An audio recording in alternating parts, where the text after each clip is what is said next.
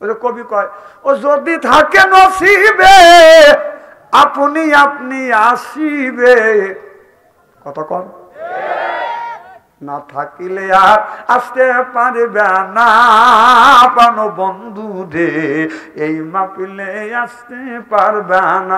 যদি থাকে নসিবে হাইটা হাইটা আসিবে, যদি থাকে নসিবে কষ্ট করে আসিবে, সেদিন তারা জান্নাতে যাবে পানো বন্ধু রে, সেদিন তারা জান্নাতে যাবে। মারহাবা একটু জোরে কর। আমার ভাইরা এই মাহফিলে চতুর্পাশে আল্লাহর রহমতের ফেরেশতারা বাদান বেষ্টন করে দাঁড়া আছে।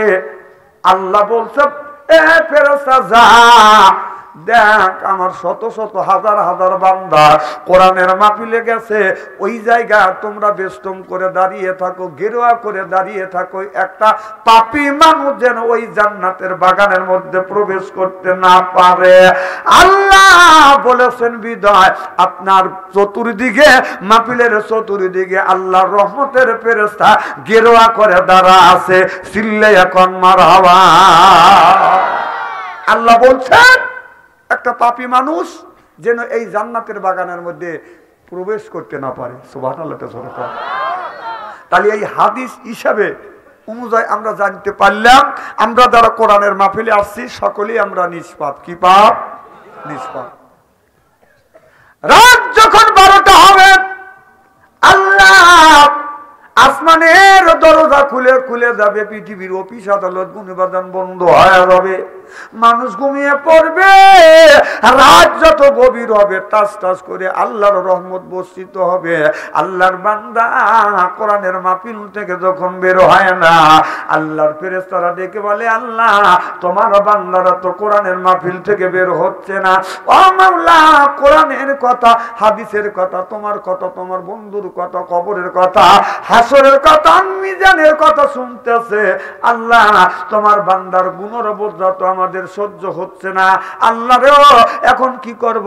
আল্লাহ বলবেন ফেরেশতা আল্লাহ রহমতের দরিয়ায় দোষ মারবে। আল্লাহ বলবে ফেরেশতা সাক্ষী থাক আমার বান্দা কোরআনের মাহফিল থেকে যখন বের হচ্ছে না আমি বান্দার সমস্ত পিছনের সব গুনাহ আমি আল্লাহ মাফ করে দিলে। শুধু আল্লাহ বললেন শুধু মাফ করে ক্ষান্ত হইলেন না, গুনাহগুনি আমি আল্লাহ নেকির পরিণত করে দিলাম। চিল্লাইয়া কোন সুবহানাল্লাহ।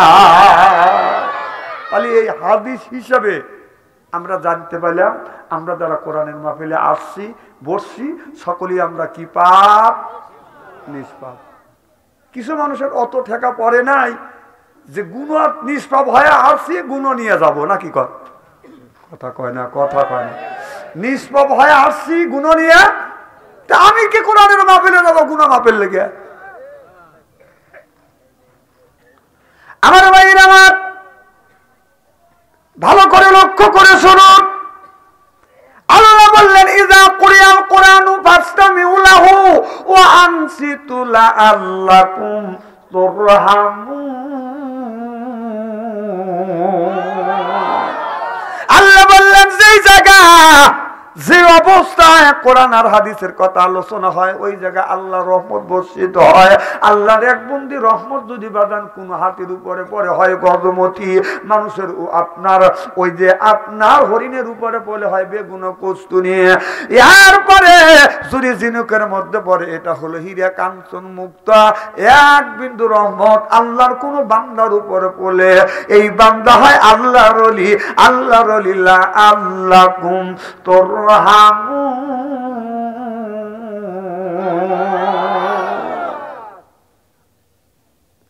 আমি এই মাহফিল থেকে মন্তব্য করলাম আমরা যারা কোরআনের মাহফিলে আসছি আজকের এই মাহফিল আল্লাহর দরবারে কবুল হবে ইনশাআল্লাহ। বললো না কে? না না একজন বলে নাই, না জোরে বলা লাগবে না, না একজন বলে নাই, ওইটা আপনি জানেন না। সবাই খুশি, একজন বেজার, সেই হলো মিস্টার ইবলিস। এত বুঝছেন ও কিন্তু ভিতরে ভিতরে ঢুকবে, যেই জায়গায় ভাষা পাবে ওই জায়গায় ঢুকবে, উঠে বলবে খালু রে যাও। মোল্লা কলে এখন বেহেশতের কথা বলতেছে, যেটা যাও, এখন তো দোজখের কথা বলবে, তুমি ভয় পাও না, আমি তোমার সাথে আছি। আমার ভাইয়ের আমার কিনে বলে উঠিয়ে দিতে চা দিবে, আমার তো গলায় ছেড়বে না। অক্টোবরের 3 তারিখ থেকে শুরু করছি। না না, এই জানার এই অন্তত কতগুলো রেকর্ড। আমার ভাইয়ের আমার ভালো করে লক্ষ্য করে শুনুন। আল্লাহ বললেন ওমা খালাকতুল জিন্না ওয়াল ইনসা ইল্লা লিয়াবুদুন। আল্লাহ বলেন মানুষ আর জিনকে তৈরি করেছে আমি আল্লাহ, আমার ইবাদত, আমার দাসত্ব, আমার বন্দেগী আর আমার গোলামি করবার জন্য। আল্লাহ বলে বান্দারে আমি আল্লাহ তোমাদের রিজিক দেই, আমার রিজিক গুণ খাইবে আর আমি আল্লাহ আমার ইবাদত করিবে। চিল্লাইয়া কোন মারহাবা। আগের জামানায় দেখছি 1 বিঘা জমিতে 4 থেকে 5 মন ধান হয়েছে, এখন হয় বাজান 30 মন। কথা কয় না, হয় কি হয় না? এই 30 মন 1 বিঘায় দাম দেওয়ার মালিককে। আগে দিছে আপনার 4 মন 5 মন, এখন হয় হলো বাদান 30 মন। আগেকার পেয়ারা আম ছিলেন বাদান আপনার 100 টাকা, আর এখনকার পেয়ারা আম হয় বাদান 1 কেজি। আগেকার জাতি আমগুলি ছিলেন বাদান 200 টাকা, এখনকার জাতি আমগুলি হয় বাদান 5 কেজি। আগেকার মিষ্টি কুমড় ছিল বাদান, মিষ্টি কুমড় ছিল বাদান আপনার 5 কেজি, এখন হয় 45 কেজি। আগে একটা গাভীর দুধ হইতো বাদান আপনার 5 কেজি 7 কেজি, আর বেশি হইতো না, ঊর্ধ্বে 10 কেজি, এখন হয় 40 কেজি 35 কেজি 30 কেজি। আল্লাহ বলে বান্দারে তামাম পৃথিবী মানুষ যদি পরিপূর্ণ হয়ে যায়, আপনার চাষবাস করা জায়গা পাওয়া যাবে না, তারপরেও আমি আল্লাহ রিজিক দিব। কারণ আল্লাহ বলেছেন মাটিতেই আমি আল্লাহ রিজিকের পরিণত করে দিব। দেখেন না ফিলিস্তিনি এত কষ্ট, ইহুদিরা প্রচন্ড আকারে বাদান আপনার বৃষ্টির মতো বাদান আপনার বোম নিক্ষেপ করতেছে। এরপরে বাদান ছোট ছোট বাচ্চারা ক্ষুধার তীব্র যন্ত্রণা সহ্য করতে না পারে গাছের পাতা পর্যন্ত বাদান খায়া আছে। তাদের জন্য আমরা দোয়া করি আল্লাহ জালিমদের হাত থেকে ফিলিস্তিনের মুসলমানদের, তুমি গাজার মুসলমানদেরকে বাঁচাও। জোরকন আমিন। সেই গাজার আপনার ফিলিস্তিনের বিপক্ষের লোক আছে, ইসরায়েলের পক্ষের লোক আছে না নাই? সেইটা হল আমাদের দেশেই আছে। এইটা বাদান আপনার ওই লোক দেখার জন্য রাজশাহী, রংপুর, দিনাজপুর বাদান যাওয়া লাগবে না। দেখবেন আপনার 15-20 বছর আগে এই কোরআনের ভুল ধরেছিল বাদান তসলিয়া নার্সিন, যিনি একজন ওই তসলিয়া নার্সিন আপনার কোরআন শরীফ বইয়ের ভুল ধরছিল। তিনি বলেছিল বাংলাদেশে 9টা বিয়ে করছি, একটা পুরুষ পাই নেই। হাসতেছেন? আমি বললাম যে বাংলাদেশে 9টা বিয়ে করছিস, একটা বেটা সাল বাস নেই, তুই ডুমুর গিয়ে আমি আসে দেখ তোর কয়টা বেটা সাল লাগবে। কথা কোন না না, কথা কি মহাবাস্তব বলতেছি নাকি? তোর কয়টা লাগবে তো দিয়ে দেবো। কথা কোন? এই তসলিয়া নার্সিন কোরআনের ভুল ধরে বাংলাদেশে থাকতে পারে নাই, ভারত যা সামলিছে তখন ঠিক কিনা? আমার জীবনে 2টা মানুষকে আমি কোরআনের বিরোধিতা করা দেখছি। 2টার মানুষ, 1 নম্বর হলো নর্তকী আপনার কি নাম বললাম তসলিয়া নার্সিন, আর একটা হলো নাম মমতাজ না, এই যে এই আহলে হাদিসের এক খবিস মহাসিন নাকি মহাসিন না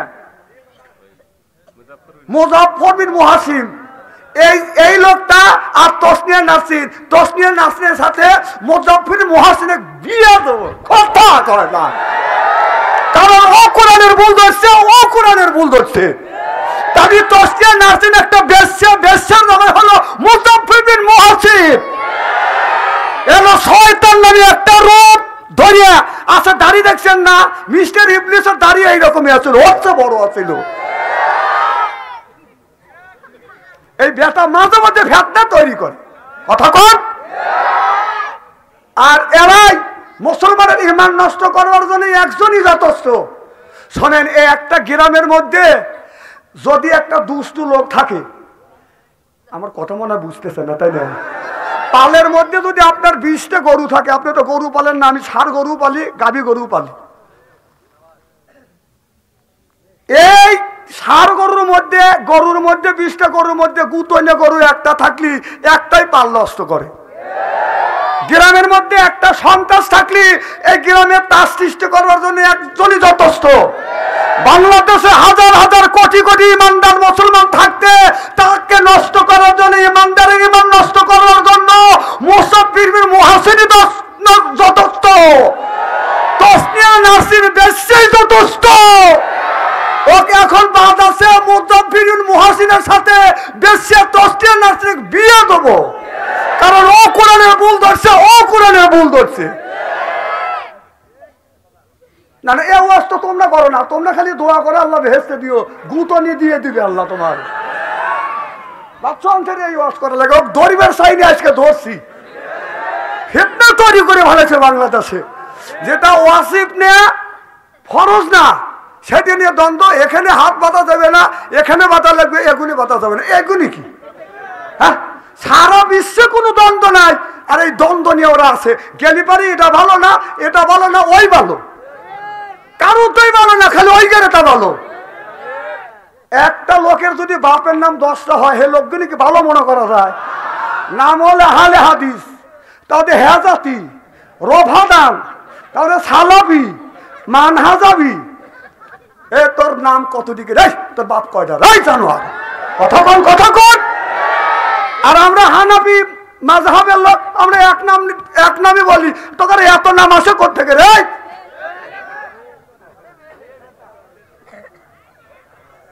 রাগ করতেছেন নাকি? এই সমস্ত লোকের কথা শুনবেন না। বাংলাদেশে হাজার হাজার আলেম আছে, কারোর মাঝে না। তোদের 3-4 জনের লাগে কেন? তোরা ইহুদির পক্ষে দালালি করেছিস। ওরা বলেছে ইহুদিদের মধ্যে শিরকি নাই। চিন্তা করছেন? ইহুদিরে ভালো, তাহলে বোঝা যাচ্ছে মুসলমান না। ওই ইহুদিদের রূপ, ইহুদিরা মুসলমানের রূপ ধরে দাড়ি রেখে টুপি মাথা দিয়া মুসলমানের ইমানদারের ইমান নষ্ট করার জন্য ওরাই যথেষ্ট।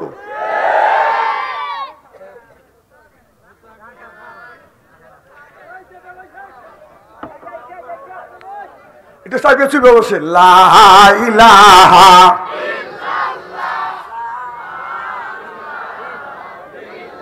বাস হয়েছে। ওর কাছে প্রশ্ন করেছিল আমির হামদার কাছ থেকে জ্ঞান নেওয়া যাবে কিনা। জ্ঞান সবার কাছ থেকে আপনি নিতে পারবে। উনি সরাসরি বলেন না, নেওয়া যাবে না। কোন কেতাবে আছে ওর কাছ থেকে জ্ঞান নেওয়া যাবে না? হ্যাঁ, তোরই কাছ থেকে জ্ঞান নেওয়া লাগবে। আমির হামদার তো 14 গোষ্ঠী পড়ানোর যোগ্যতা আমির হামদার আছে। আমির হামদার সামনে এখনো সূরা ফাতিহা তোর 1 মাস ট্রেনিং দেওয়া লাগবে। আবার তার তা শোনা যাবে না, তার কাছ থেকে তোর কাছ থেকে জ্ঞান লওয়া লাগবে। ওর কাছ থেকে জ্ঞান লওয়া শয়তানের কাছ থেকে জ্ঞান লওয়া সমান, তাও শয়তানও জ্ঞান দেয়। আবু হুরায়রা রাদিয়াল্লাহু তাআলা আনহু গোডাউন বাদান, খাদ্যর গোডাউন বাদান পাহারা দিচ্ছে। আপনার রাতের বেলায় এই গোডাউনের বাদান খেজুর চুরি হয়। কি চুরি হয়? খেজুর চুরি হয়। হযরতে আবু হুরায়রা রাদিয়াল্লাহু তাআলা আনহু চিন্তা করতেছে খেজুর চুরি করে কে? চোর আমার ধরতে হবে, রসুলের দরবারে হাজির করে দিব। এবার রাতের বেলায় আপনার আবু হুরায়রা রাদিয়াল্লাহু তাআলা আনহু বাদান তালে তালে আছে। আজান দেখা যাচ্ছে গভীর রাত, গভীর রজনীতে আবসায় আবসা ছায়া ছায়া হাত দেখা যাচ্ছে, খেজুরের মধ্যে হাত দিছে। আমি আপনার আবু হুরায়রা বসে আছে, খপ করে হাত পরে ধরছে। কি তখন বলতেছে ভাই আমি চুরি করতে আসছি, প্রথম চুরি করছি। আসলে প্রথম করে না, আর আগেও করছি, আমাকে মাফ করে দেন। কয় না, চল যাইতে হবে, আমার নবীর কাছে তোকে নিয়ে যাবো। উপরা থাকো, শক্ত হয়েছে কি বেটা থাক। এইরকম করে ধরছে, বলে হাতে ধরে পায়ে পরি ভাই যান, আর জীবনে কোনোদিন আসবো না। এই যে কান ধরলাম, তওবা করলাম, রসুলের কাছে নিয়ে না, আমারে ছাড়িয়ে দাও। কানুন মিনতি করছে। রসুলের সাহাবী আবু হুরায়রা রাদিয়াল্লাহু তাআলা আনহু বাদান ছাড়িয়ে দিছে, যা তোকে ছাড়িয়ে দিলাম। আবু হুরায়রা রাদিয়াল্লাহু তাআলা আনহু সকালবেলা আমার নবীর দরবারে গেলেন, আমার নবীকে সালাম দিলেন, আসসালামু আলাইকুম ইয়া রাসূলুল্লাহ ইয়া হাবিবাল্লাহ। আমার নবী সালামের জবাব দেওয়ার পরে বলে, আবু হুরাইয়া গত রাত্রিতে মেহমান ধরছিল, মেহমান কই? সুবহানাল্লাহ, এটা জোরে কর। আবু হুরাইয়া বলল, আমি ধরলাম চোর, ধরলাম হলো আপনার। আর হুজুর এখান থেকে কেমন করে জানলো? জানা দিছে কে? আরো জোরে বলো। হুজুর প্রত্যেক দিন খেজুর চুরি করে, আমি তালে তালে থেকে আমি ওকে ধরছি, নবী গো কানুন মিনিতে করছে আর বলছে আর কোনোদিন আসবো না, আমার ছাইরিয়া দেয়। হুজুর ছাইরিয়া দিছি। আল্লাহ নবী বললেন ও আবার আসবে। আবার পরের দিন আবু হুরাইরা রাদিয়াল্লাহু তাআলা আনহু বাদান তালেই আছে, আর ওই চোরটাও বাদান আসতেছে। আইসা জানি আবু হুরায়রা নাই, গোপনে গোপনে যখন হাত দিছে, আবার আবু হুরাইরা রাদিয়াল্লাহু তাআলা আনহু আবার হাত পেরে ধরছে। কি কালনে তুই কথা দিলি আর আসবি না, এখন কেন আবার তুই আসলি? চল আজকে হুজুরের দরবারে নিয়ে যাব। এবার আবু হুরাইরাকে বলে, ভাইজান আর কোনোদিন আসবো না, আমাকে ছাড়িয়ে দাও। কয় না না ছাড়বো না।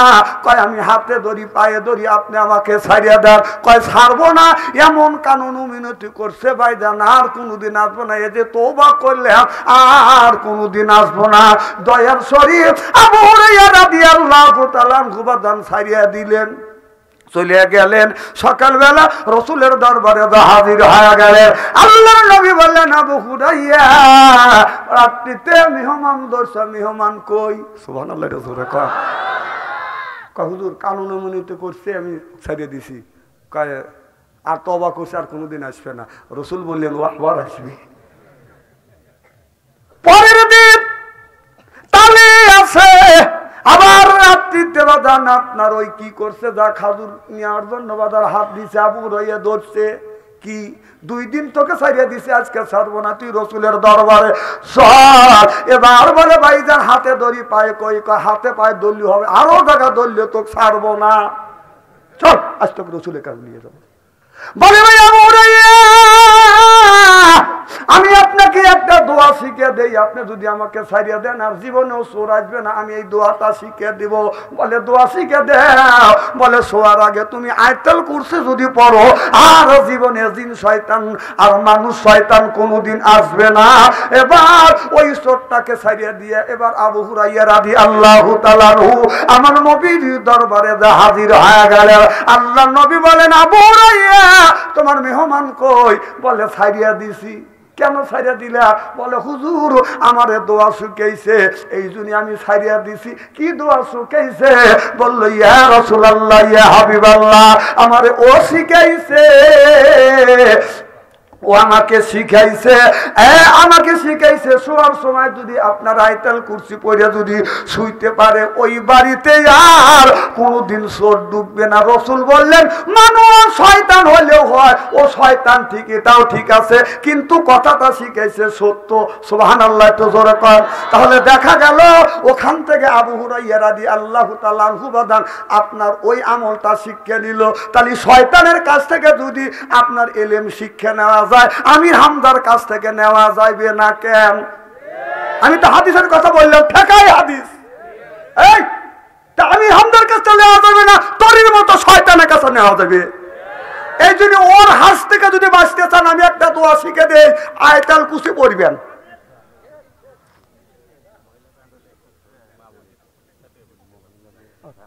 ও আচ্ছা, মা বোনেরা, মা বোনদের জায়গা হচ্ছে না, হ্যাঁ আপনারা এক মা আর এক মাকে বসার সুযোগ করে দেন, একটু আগা আগা বসেন। আম্মা জান একটু আগা আগা বসেন, জিকির করুন লা ইলাহা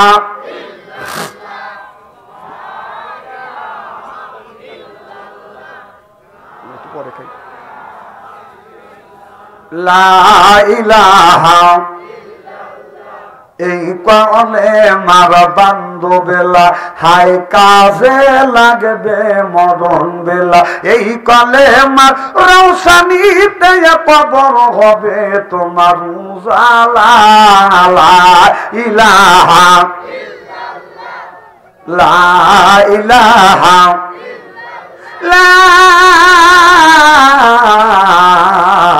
ইলাহা ইল্লাল্লাহু মুহাম্মাদুর রাসূলুল্লাহ সাল্লাল্লাহু আলাইহি। আমার ভাইরা আমার, আল্লাহ কোরআন কারীমের মধ্যে ৮০ থেকে ৮২ জায়গা বলেছে আকিমুস সালাহ, নামাজ কায়েম করো, অতু যাকাত আদায় করো। এই কথা কার? আল্লাহ নামাজের কথা বারবার তাগিদ দিয়েছে। কেন আল্লাহ নামাজের কথা বারবার তাগিদ দিলেন? একটা বার বললেই তো আকিমুস সালাত, একবার বললেই তো নামাজ ফরজ হয়ে যায়, তো ফরজ হইছে। সুবহানাল্লাহ কর। আল্লাহ কেন বাদান আপনার ৮০ থেকে ৮২ জায়গায় কোরআনের মধ্যে নামাজের কথা, সালাতের কথা আল্লাহ বারবার বললেন? কারণ অ্যান্টিবায়োটিক অসুখ যদি হয়, আপনার জ্বর যদি না সারে, ডাক্তার দেখে শুনে বাদান অ্যান্টিবায়োটিক দেয়। কথা বুঝতেছেন না আমার ভাইরা আমার? আল্লাহ বললেন ইন্নাস সালাতা তানহা আনিল ফাহশাই ওয়াল মুনকার। সুবহানাল্লাহ কর। এই নামাজ হলো অ্যান্টিবায়োটিক। কোন ব্যক্তি যদি নামাজ পড়ে, এই নামাজটা মানুষকে মিথ্যা পথ থেকে ফিরিয়ে আনে, এই মানুষটাকে সুদের পথ থেকে ফিরিয়ে আনে, গুনার পথ থেকে বাদান ফিরিয়ে আনে। আল্লাহ বললেন ইন্নাস সালাতা তানহা আনিল ফাহশাই ওয়াল মুনকার। নামাজ পড়লে অন্যায় অশ্লীল কাজ থেকে এই নামাজ এই মানুষটাকে ভালো পথে নিয়ে আসে। সিল্লাইয়া কর মারহাবা। তাহলে নামাজটা হলো অ্যান্টিবায়োটিক। কি বাচ্চারা একটু জোরে কয়, নামাজটা কি? অ্যান্টিবায়োটিক। অ্যান্টিবায়োটিক খালে যখন জ্বর সারিয়ে যায়, কাশি সারিয়ে যায়, শরীরের ব্যথা বুদ্ধা সবকিছু বাদান সারিয়ে যায়। আল্লাহ বলেন এই নামাজ যদি কোনো ব্যক্তি ধরে, নামাজ যদি কায়েম করে, সালাত যদি আদায় করে, এই লোকটাই একসময় মিথ্যাবাদী ছিল, মিথ্যা কথা বন্ধ হয়ে যাবে। একসময় সুদ খাইতো, সুদ বাদান বন্ধ হয়ে যাইবে। একসময় আপনার সবলখুরি করতো, সবলখুরি বাদান বন্ধ হয়ে যাইবে।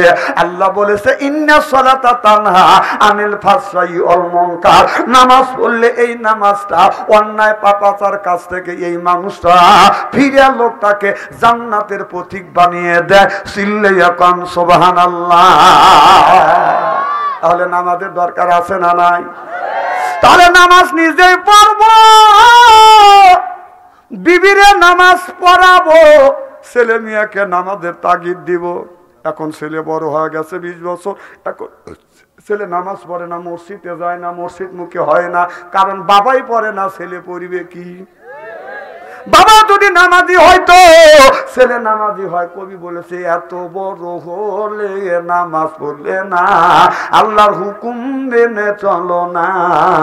শয়তানের পথ ধরে অন্য রাস্তায় গেলে, শয়তানের পথ ধরে অন্য রাস্তায় গেলে কি করে পাবে তুমি ক্ষমা? কি করে তোমাকে করবে ক্ষমা? আল্লাহ কি করে তোমাকে করবে ক্ষমা? এ যুবক এখনো তুমি মসজিদে গেলা না, নামাজ আদায় করলে না। বলা যায় না বাদান কারিমুল মউত কখন আসবে? তোমার সামনে এসে যাবে, আসমানে মাথা আর জমিনে পা রাখিয়ে এই রূপটা রুহ বাদান কবজ করিবে। মানুষ যখন মৃত্যু সহ্যে সজ্জিত হয়, এই মানুষটার বাদান পানি পিপাসা লেগে যায়। মানুষ মৃত্যুর সময় বাদান চামচ ভরে ভরে পানি দেয়। মার নামে 1 চামচ পানি খাও, বাবার নামে 1 চামচ পানি খাও, খালুর নামে 1 চামচ পানি খাও। এই খালু জীবন ভর মনতলায় চাকরি করছে, লক্ষ লক্ষ টাকা ঘুষ খাইছে।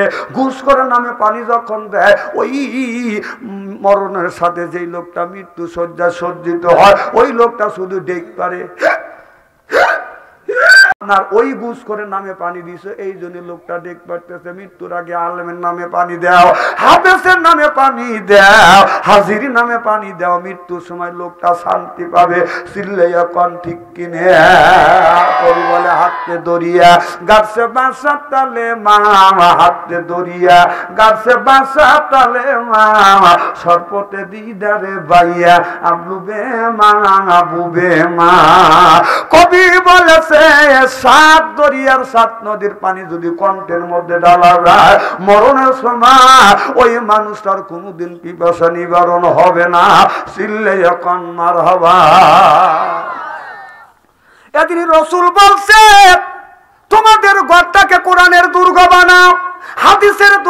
বানাও, তা না বানাইয়া আজকে আমার আল্লাহ রসুল বলেছে কোরআনের দুর্গ বানাও, হাদিসের দুর্গ বানাও, নামাজের দুর্গ বানাও। আমরা তা না বানাইয়া আজকে আমাদের ঘরটা বানাইছি সুদের দুর্গ, ঘুষের দুর্গ, টিপির দুর্গ, গানে গানে গানে গানে সুদে সুদে সাজালে বাড়ি, যেদিন আসিবে খাটনি তোমার বাড়ি। অর্থাৎ মসজিদের পালকি, বুঝতেছেন কিনা? গানে গানে গানে গানে সুদে সুদে সাজালে বাড়ি,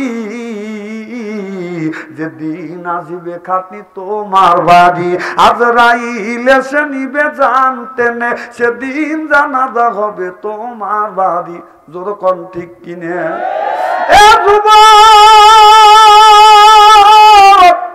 যেদিন মালাকাল মউত এসে যাবে রে যুবক, ওই দিন যদি তুমি বলো 50,000 টাকা ঘুষ দিলে, আজরাইল এই বছর আসো না আগামী বছর আসো, আমার বাইরে আমার আজরাইল আলাইহিস সালাম কিন্তু বাদান মানবে না। কবি বলে কোন কানে ঘুরিয়ে বেড়াও, হীরার পাহাড় সরে বেড়াও এই জগতে বীরের জানোয়ার, একা কামড়ের জ্বালায় 1000 বছর দায়, এমনি করে কামড়াইবে লাখো লাখো বার। আগুনের বিষাক্ত সাপ কবরের মধ্যে দেওয়া হবে, এই সাপটা বদর নামাজ কাজা করার কারণে একটাবার কামড় দিবে, দংশন করবে। কামড়ের যন্ত্রণা 1 নয় 2 নয় বাদান 1000 বছর পর্যন্ত জ্বলতে থাকবে, পুড়তে থাকবে। তাহলে মরণের পরেও বাদান কবরের মধ্যে ওই সাপ বিচ্ছু আপনাকে আমাকে কামড়াইবে। ওই সাপ বিচ্ছুর হাত থেকে যদি বাঁচতে চান তাহলে দুনিয়ার থেকে নামাজের দরকার আছে না? না, ছোট্ট করে খুব খারাপ লাগতেছে। আমি যদি এইভাবে ঘন্টাখানি আলোচনা করি, শোনার জন্য রাজি আছেন তো? হাত তুলে দেখান তো দেখি, রাগ করবেন কারা কারা? না না, আপনাদের মন মানসিকতা খুব ভালো আছে যে হুজুর তুলছে তাই তাই মহব্বতে হাত তুলছে, আর যারা তোলেন নাই বুঝে তোলে নেই, অতএব 2 দলই ঠিক আছে। আমার ভাইয়ের আমার ভালো করে লক্ষ্য করে শুনুন, বাতেন আমার নিয়তে বাতেন শুনতে হবে। দুনিয়া যতগুলি নবী রাসূল আছে, প্রত্যেকটা নবী রাসূলের কাছে কম বেশি বাদান নামাজ আছে। সুবহানাল্লাহ। হযরত মুসা আলাইহিস সালামের জামানায় মুসা নবী আল্লাহর কাছে বলেছিল, আল্লাহ কোন মানুষটা জান্নাতে যাবে? আল্লাহ বললেন, ওই যে দেখো একটা কামার আছে, এই কামারটা তোমার সাথে জান্নাতে যাবে। মুসা আলাইহিস সালাম বলল, আল্লাহ ওই কামারকে আমি দেখবো, তার কি আমল আছে? নবী মুসা আলাইহিস সালাম যখন বললেন, আল্লাহ বলে, ও আমার পয়গাম্বর, আমার নবী, তুমি যাও দেখো কামারের কাজটা দেখো। এই কামার হাতুড়ি দিয়ে বাদান কুড়াল এরকম করে বাড়িয়েছে। তখনই আজান শুরু হয়ে গেল। এখন তো আজান হয়, তখন ওই সময় যে কোনো একটা বাদান সিস্টেম ছিল না, আমাদের উক্তের একটা সিস্টেম ছিল, কথা বুঝতেছেন না? আমাদের সময় আজান হয় তখন কোনো না হয় বাদানে একটা সিস্টেম ছিল। এবার ওই কামারটা কুড়ালটা এইরকম করে বাদান গরম করে করে লাল বানাইয়া বাইরেছে। এমন সময় আজানের ধ্বনি এসে গেল, এই কুড়ালটা পিছনে সামনে আনিয়া আপনার কুড়ালটা রাইখে আপনার নামাজে গেলেও যাইতে পারতো, কিন্তু এই যে কুড়ালটা পিছনে নিছে আর কুড়াল সামনের দিকে আনে নাই, পিছনে ছাইড়া দিয়ে নামাজে দাঁড়াইছে। চিল্লাইয়া কোন মারহাবা। নামাজ যদি পড়ে নবী রাসূলের সাথে তারা জান্নাতে যাবে। সুবহানাল্লাহ। কোন আমার ভাইরা, নামাজের কথা বলতেছি, বড় বড় চোখ করে রয়েছে। না না, দেখি তো নামাজ খালি কয় যে স্টেজে উঠলি হুজুরা খালি নামাজ, খালি নামাজ, হুজুরা নামাজ নিয়ে পাগল হয়ে গেছে। দেখি নামাজ ছাড়া বেহেশতে যাওয়ার কোনো জায়গার রাস্তা আছে নাকি?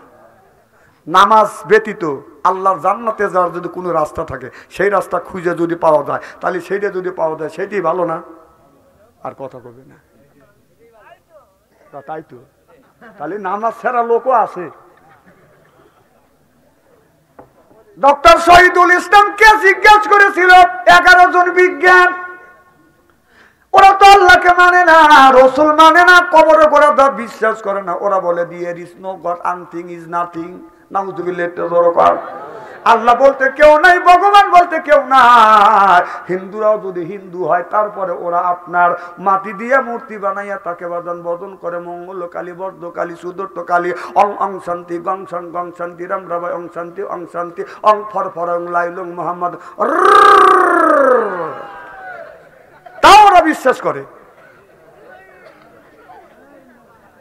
ওরা যখন কোন ব্যবসায় যায় যদি মন্দির দেখে এরকম করে প্রণাম করে, কথা কয় না, কথা কয়। আর আমাদের দেশে বাবা নামাজ পড়তে যাইতেছে, হজ করে আসছে, নামাজ পড়তে যাচ্ছে, কিন্তু হাজি মানুষ মসজিদে যাচ্ছে, তার ছেলে গান গাইতে গাইতে যাইতেছে, দমকও দেয় না, নিষেধও করে না। কথা বুঝতেছেন না? বাবা বলে না তুমি নামাজ পড়তে চলো, বাবা হজ করে আসছে, আর কি দুনিয়ায় কিছু লাগে, বেহেশতে তো কি নিয়ে আনছে। আমি নিজে দেখছি হাজি যাচ্ছে নামাজ পড়বার জন্য, একবার হজ করছে, আবার হজ করার জন্য টাকা জমা দিছে, তসবি হাতে এরকম করে ঝুলাইছে।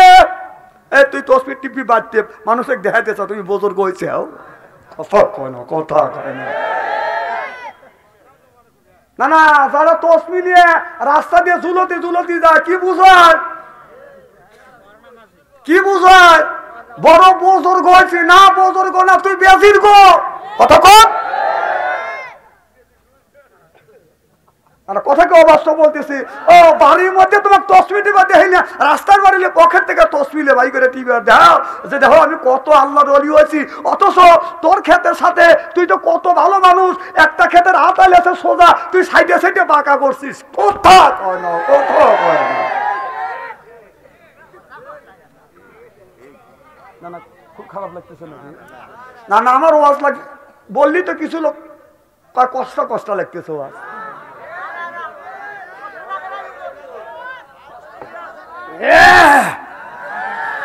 আসান তো ইনশাল্লাহ। নারাই তাকবীর, এই আল কোরআনের আলো। আমার ওয়াজ থেকে ওরাই উঠে যায় যাদের লাগে। একজন গরিব মানুষ, 8% জায়গা আছে, আর ওনার 5 বিঘা জমি আছে। উনি চিন্তা করছে যে মধ্যে আছে ওর 8% কিভাবে বেচন যায়। যা গরিবের মানুষে কয় আবার দেয় কত জায়গা বেচ, কয় না না এটা হলো আমার দাদার জায়গা, আমার বাবা নষ্ট করে না, আমি নষ্ট করবো না, আমি ব্যায়াম চালা খাবো, জায়গা বিক্রি করবো না। ওই ধনী মানুষ করে বলতেছে ওই জমি তো বিক্রি করা ছাড়বো, ওর গাড়ে ক্ষেতের দক্ষিণ পাশে যাবার দেন আপনার ওই যে ক্ষেতের দক্ষিণ পাশে বাজান গাছের চারা লাগায়, সেটা হলো এন্টি গরুই গাছ। 5 বছরের মনে ওর 8% জায়গা ছায়া হয়ে যায়। আবার তো দূরের কথা, পাতা দিয়ে ক্ষেত নষ্ট করে। ওই হাজি যদি মরিয়া যায়, যতক্ষণ পর্যন্ত ওই এন্টি করে গাছ লাগাই ওই ক্ষেতটা নষ্ট করছে, ওই লোকটা যদি মাপ না দেয়, হাজি জীবনেও আল্লাহর জান্নাতে যাইতে পারবে না।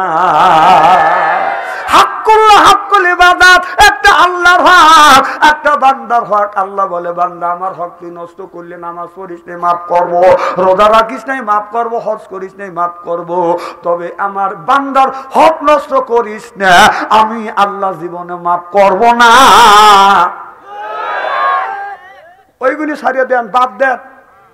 না না, মানুষের ভালো দেখলি তোমার পরে কে? হ্যাঁ, একটা লোক গড় দিছে চৌরি গড়, 15-20 বছর সাধনা করে চৌরি গড় দিছে চাইছিলে, আর একজন এত টাকা পাইলো কোনে? উৎস কোথায়? ও পরের গড় দেখলে তোমার টাটায়। কিছু লোক কিছু বলতেছে না, কে রে পয়েন্টে পয়েন্টে হুজুর ফালা দিয়ে বাস করে ফালাইতেছে।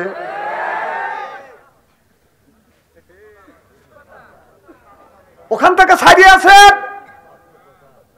অবাস্তব কথা বলি না, কোরআন হাদিস বর্তমান প্রেক্ষাপট মিলে বাচ্চান্তরি কথা বলে।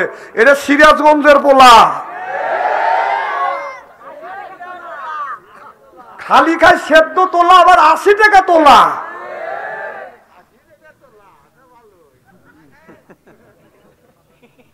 বাড়ি কোনো অসুবিধা হয়েছে?